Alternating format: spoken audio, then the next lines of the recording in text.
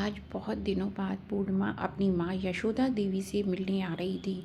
मन ही मन दमा की बीमारी से पीड़ित अपनी बूढ़ी माँ की चिंता उसे सताती रहती थी, परंतु वो अपने मायके ज़्यादा नहीं आती थी। वजह थी उसकी भाभी का रूखा व्यवहार। लेकिन जब स्वयं को रोक पाना उसके लिए कठिन हो जाता तो सब कुछ भुला कर आ जाया करती। पूर्णिमा का मायका दिल्ली में था और ससुराल गुड़गांव में। उसके मायके में उसकी माँ के अतिरिक्त उसका इकलौता भाई और भाभी थे।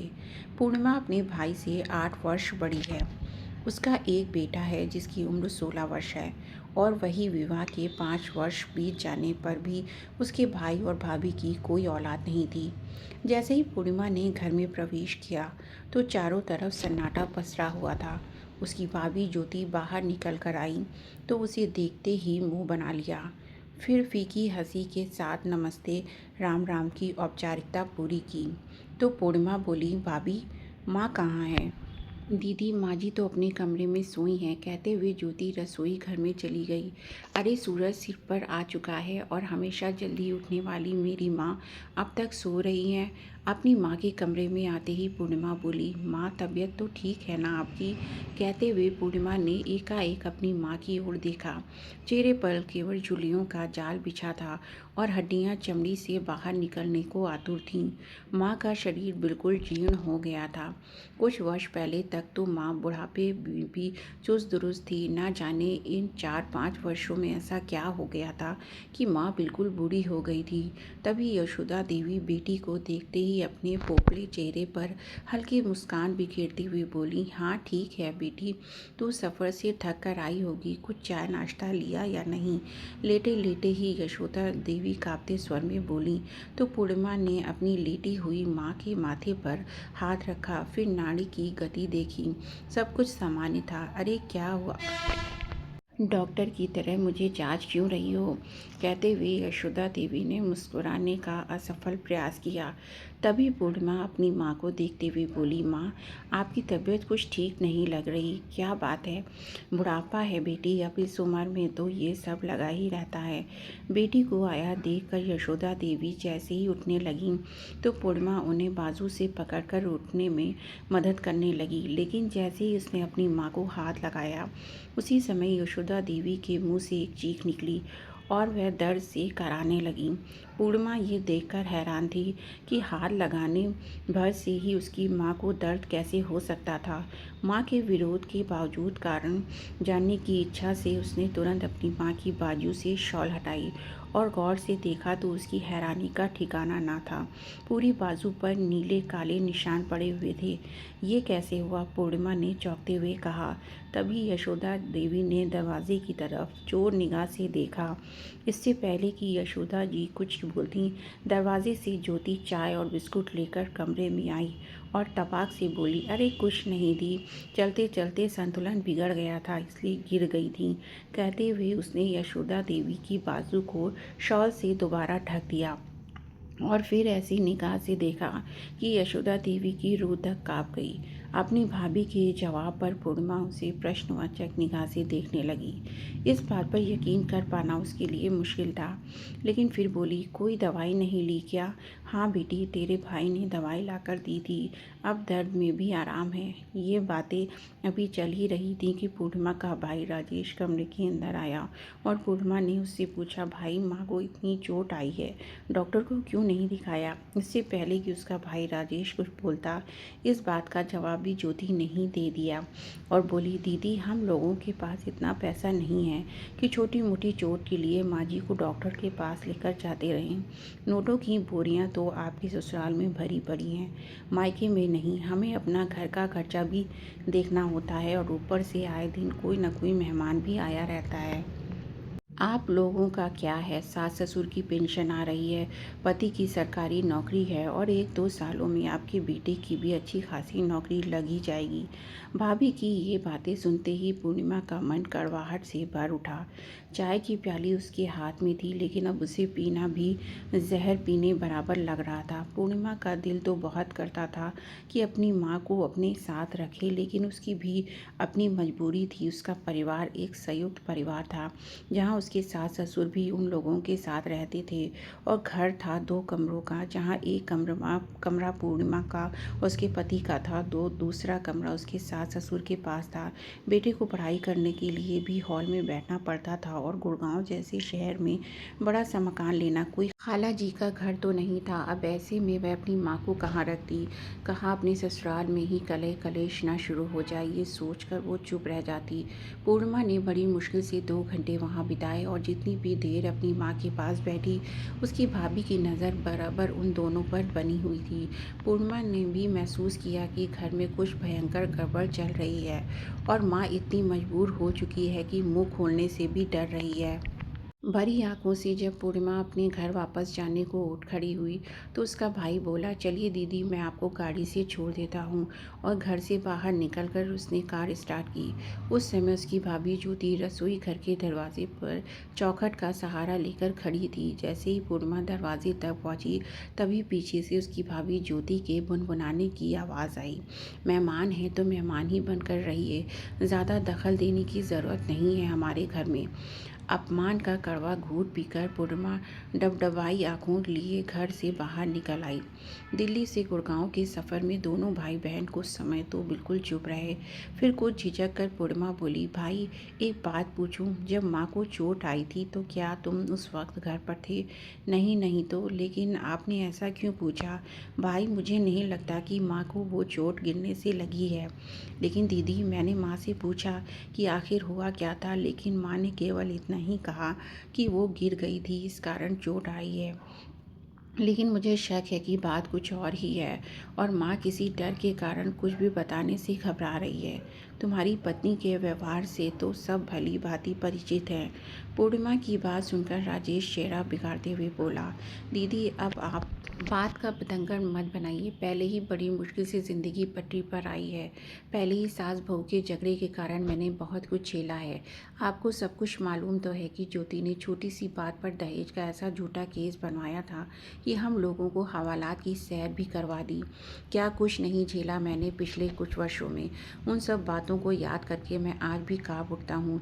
लेकिन दीदी अब मैं चैन से जीना चाहता हूँ। भाई की बात सुनकर पूर्णिमा ने उसे कुछ ना कहना ही मुनासिब समझा, लेकिन मन ही मन बहुत से विचार चल रहे थे। उधर अपने पति और ननद के घर से बाहर निकलते ही ज्योति अपनी सास के कमरे में आई और यशोदा देवी को बाजू से पकड़कर जोर से झकझोर दिया। चोट के कारण यशोदा देवी के मुंह से जोर की चीख निकली। तभी ज्योति रौबदार आवाज़ में बोली, क्यों महारानी, मेरी शिकायत करोगी अपनी बेटी से? ज्योति की कड़कती आवाज़ सुनते ही यशोदा देवी की रूह कांप उठी। तभी आंखें बड़ी करते हुए ज्योति बोली, एक बात कान खोलकर सुन लो, अगर घर की बात बाहर निकली तो अपने पापा से कहकर दहेज के केस में तुझे और तेरे परिवार को ऐसा फंसाऊंगी कि नानी याद आ जाएगी। नहीं बहू, मैं तो किसी को कुछ नहीं बताया। यशोदा देवी डरी आवाज़ में बोली, हाँ और बताना भी मत, नहीं तो। ज्योति ने चेतावनी दी और फिर बोली, ये क्या आराम करने का समय है तुम्हारा? घर की साफ सफाई, झाड़ू पोछा और बर्तन पड़े हैं, ये सब कौन करेगा? अब बीमारी का ढोंग करना बंद करो और जल्दी से आ जाओ।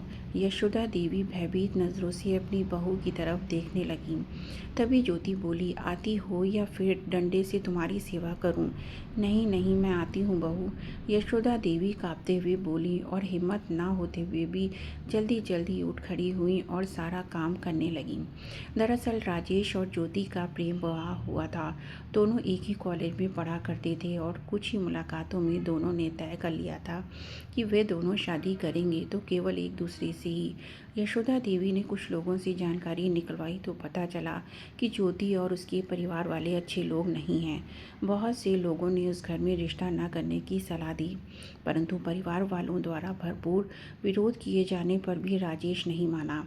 उधर ज्योति ने भी जिद ठान ली कि वह शादी करेगी तो केवल राजेश से। आखिरकार परिवार वालों को उनकी जिद के आगे झुकना ही पड़ा और ज्योति इस घर में बहू बनकर आ गई। राजेश चाहता था कि उसकी शादी के बाद उसकी माँ को पूरा आराम मिले और उसकी पत्नी घर का सारा काम संभाले, लेकिन ज्योति को ना तो घर के काम करना पसंद था और ना ही घर में रहना। कुछ समय तक तो वह संस्कारी और आदर्श बहू होने का दिखावा करती रही, लेकिन धीरे धीरे उसने अपना रंग दिखाना शुरू कर दिया। अब तो आए दिन पार्टियों में जाना और फिजूल खर्ची करना ही उसकी आदत बन गई थी। अक्सर राजेश के काम पर जाने के बाद वह घूमने फिरने निकल जाती थी और शाम तक ही घर वापस लौट कर आती थी। और जब घर पर भी रहती थी तब भी कोई जिम्मेवारी नहीं संभालती थी। यशोदा देवी जब इस बात के लिए अपनी बहू को समझाने की कोशिश करती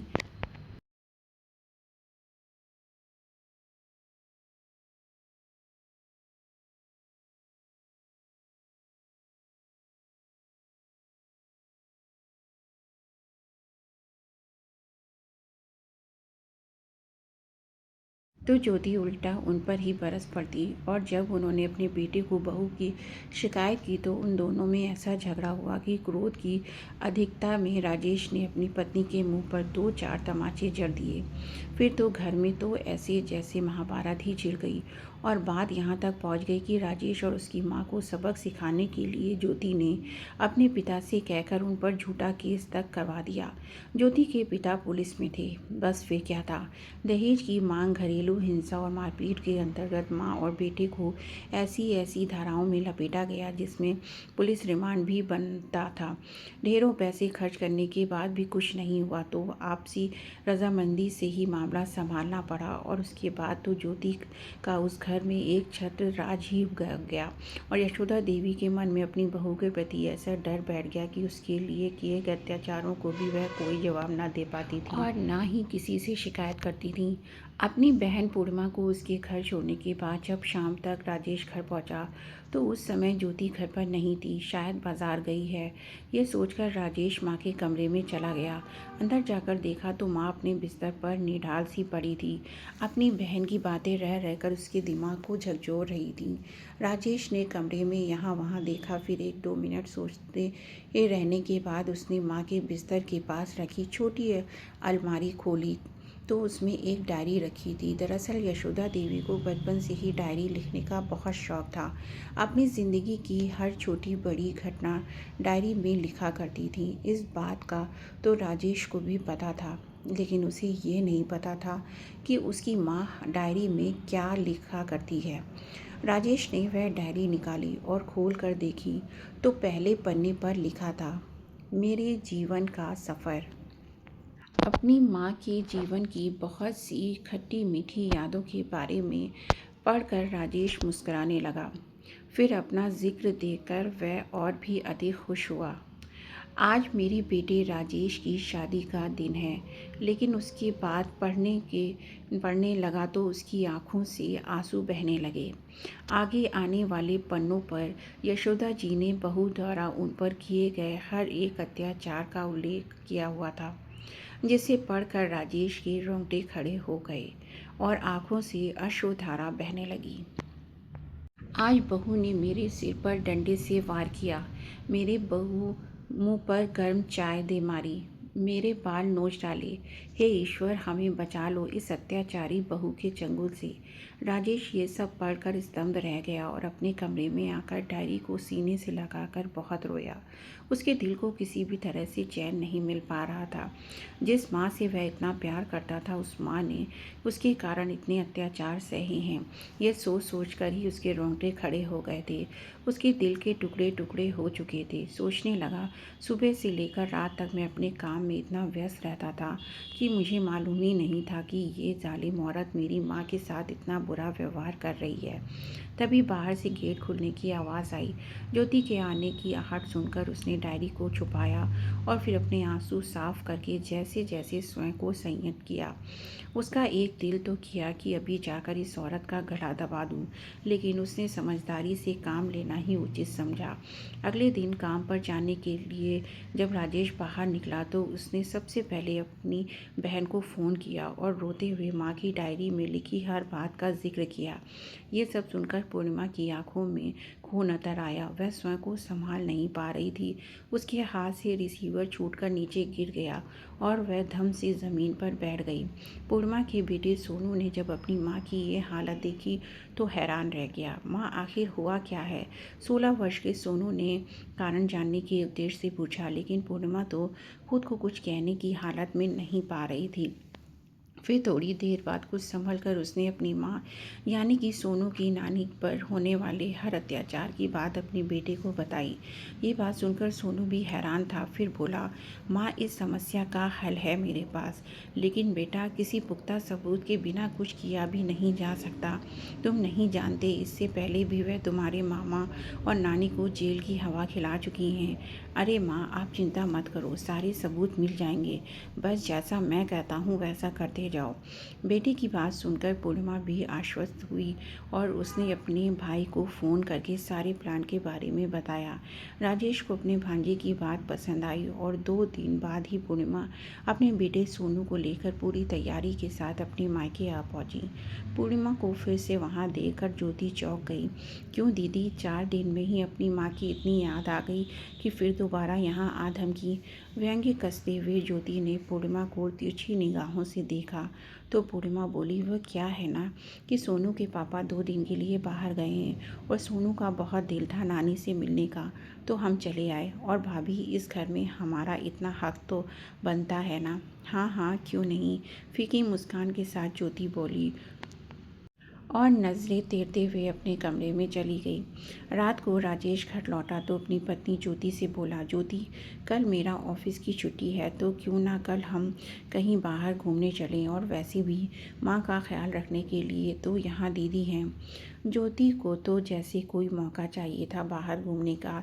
यह सुनते ही वह बहुत खुश हो गई और अगले दिन ही दोनों घर से निकल गए। पूर्णिमा और सोनू के पास केवल शाम तक का समय था। सोनू इंफॉर्मेशन टेक्नोलॉजी का एक दक्ष विद्यार्थी था। मामा मामी के जाने के पश्चात उसने तुरंत अपना बैग खोला और उसमें से सारा सामान निकालने लगा और सीसीटीवी कैमरा लगाने की तैयारी करने लगा। तभी पूर्णिमा बोली, बेटा, मुझे तो डर लग रहा है, तुम्हारी मामी बहुत चालाक हैं। अगर उससे भनक भी पड़ गई कि यहाँ पर कैमरा लगा है तो सबसे पहले वह कैमरा तोड़ेंगी और उसके बाद हमारी ज़िंदगी में वो तांडव करेंगी कि हमारे पूर्वज तक कांप उठेंगे। फिर सोनू बोला, अरे माँ, तुम क्यों घबराती हो? ऐसा कुछ नहीं होने वाला। किसी को पता भी नहीं लगेगा कि यहाँ पर कैमरा नाम की कोई चीज़ भी है, क्योंकि उसमें कोई वायर नहीं होगा। फिर एक कैमरा निकाल कर बोला, ये देखो माँ, आपके नाखून से भी छोटा कैमरा है। नज़र आने का तो सवाल ही पैदा नहीं होता, और इसका डिवाइस भी मैं ऐसी जगह छुपा दूंगा कि मामी को भनक तक नहीं लगेगी, और घर में जो कुछ भी हो रहा है उसकी लाइव फुटेज आपके और मामा के मोबाइल में आती रहेगी।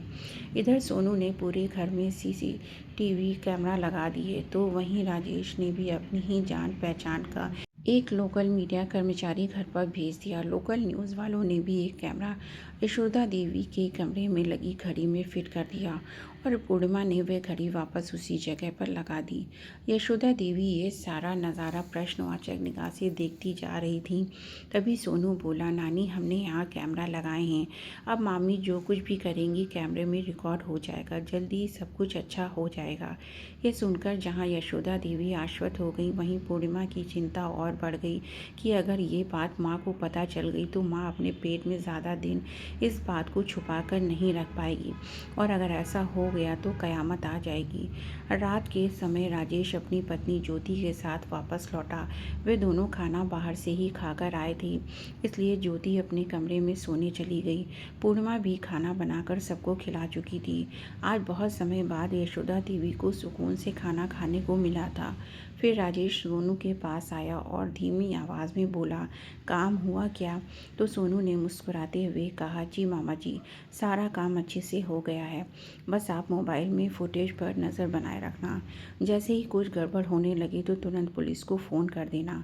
अगले दिन सुबह सुबह राजेश अपनी बहन को गुड़गांव छोड़ने चला गया। वापस लौट कर आने में करीब 10 बज गए। राजेश घर लौटा तो ज्योति बोली, आखिर आप लोगों का ये चल क्या रहा है? हर रोज़ आपकी बहन यहाँ क्यों टपक पड़ती है? तो राजेश ने कहा, ये उसका मायका है और वह जब चाहे जितने दिनों के लिए चाहे अपने मायके में आ सकती है। ऐसा कहते हुए राजेश अपने कमरे में गया और अलमारी खोलकर कुछ ढूंढने लगा। तभी ज्योति भी पीछे पीछे आ गई और ऊंची आवाज़ में बोली, हाँ हाँ क्यों नहीं, और तुम नौकरों की तरह उसकी सेवा चाकरी में लगे रहोगे। फिर राजेश परेशान होते हुए बोला, इसमें कौन सी बड़ी बात हो गई। अच्छा वो सब छोड़ो, 3-4 दिन पहले मैंने अलमारी में 1 लाख रुपए रखे थे, वह मुझे मिल नहीं रहे, क्या तुमने उठाए थे? राजेश ने पूछा तो ज्योति बोली, हाँ मुझे शॉपिंग करने के लिए चाहिए थे, इसलिए ले लिए। वो सारे पैसे खर्च हो गए हैं। ये सुनते ही राजेश चौंक गया। क्या 1 लाख रुपए तुमने शॉपिंग में खर्च कर दिए? मैंने आज ही वह पैसे डीलर को देने का वादा किया था। बिना मुझसे पूछे तुमने मेरे पैसों को हाथ भी क्यों लगाया? राजेश भड़क उठा तो ज्योति गुस्से से बोली, क्या मेरा इतना भी हक नहीं है कि मैं थोड़े पैसे अपने ऊपर खर्च कर सकूं? वह थोड़े पैसे नहीं थे ज्योति, पूरे 1 लाख रुपए थे। कहते हुए राजेश का चेहरा गुस्से से लाल हो गया और बिना नाश्ता किए अपने ऑफिस चला गया। इधर यशोदा देवी अपने कमरे में बैठी हुई बेटा बहू की लड़ाई सुनकर चिंतित हो रही थी। थोड़ी देर में ज्योति यशोदा देवी के लिए 2 जली रोटियां नाश्ते के नाम पर लेकर आई और उनके सामने पटकती हुई बोली, जल्दी से खाओ और काम करने के लिए तैयार हो जाओ। आज तुम्हारी बेटी नहीं है यहाँ जो आराम फरमाती रहोगी।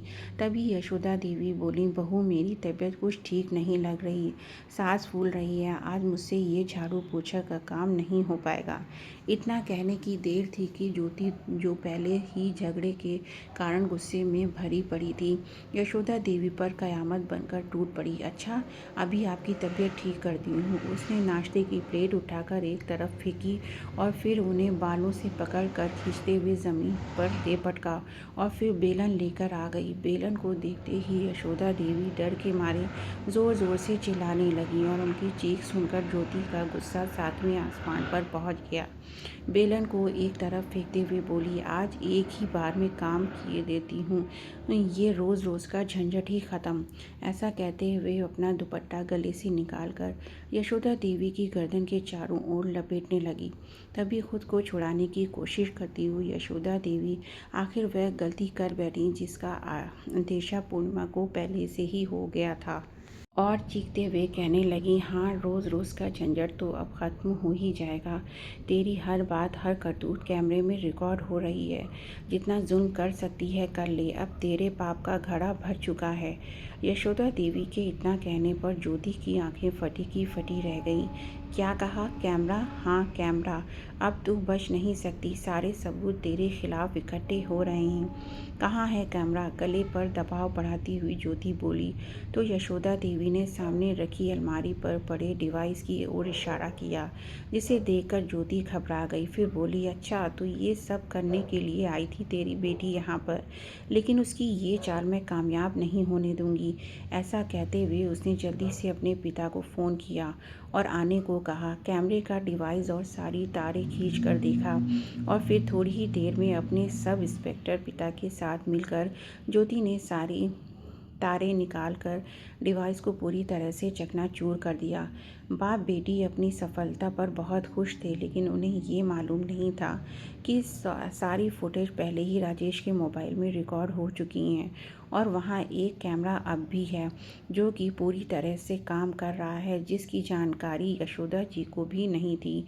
लोकल न्यूज़ के फेसबुक पेज पर यह सारी की सारी घटना लाइव दिखाई जा रही थी, जिसमें ज्योति और उसके सब इंस्पेक्टर पिता की सारी हरकतें लाखों लोग देख रहे थे। क्योंकि मामला सब इंस्पेक्टर से जुड़ा था, इसलिए एसपी साहब को भी इस मामले पर संज्ञान लेना पड़ा। इससे पहले कि वे दोनों बाप बेटी यशोदा देवी को कुछ और हानि पहुंचा पाते, लोकल न्यूज़ रिपोर्टर और एसपी साहब की टीम के साथ राजेश वहां पहुंच चुका था। घटनास्थल पर पहुंचकर देखा कि यशोदा देवी एक कोने में दुबक कर बैठी हुई थी और डर के मारे सिसकियां लिए जा रही थी। एक जगह पर बेलन पड़ा हुआ था तो दूसरी जगह पर कैमरे का डिवाइस चकनाचूर हालत में पड़ा था। कमरे की हर चीज़ ज़मीन पर बिखरी हुई थी। ज्योति और उसके सब इंस्पेक्टर पिता को हिरासत में ले लिया गया। आज उसके खिलाफ इतने कड़े सबूत इकट्ठे हो गए थे कि जिस पिता के बल पर वह आज तक ये हरकतें करती आई थी, वह पिता भी कुछ नहीं कर सकता था अपनी बेटी को बचाने के लिए। थोड़ी ही देर में पूर्णिमा भी वहाँ पहुँच गई। अगले 2 घंटे में ही इस अत्याचारी बहू की सारी करतूत लगभग हर चैनल पर प्रसारित हो रही थी। अत्याचारी बहू की ये वीडियो इतनी वायरल हुई कि देश के सभी न्यूज़ चैनल ने इस खबर को दिखाया। 2 दिन बाद ज्योति के पिता को पुलिस की नौकरी से सस्पेंड कर दिया गया और ज्योति और उसके पिता को हिरासत में लेकर कोर्ट केस चलाया गया और इस दौरान यशोदा देवी का भी बयान लिया गया और आस पड़ोस के लोगों से भी पूछताछ की गई।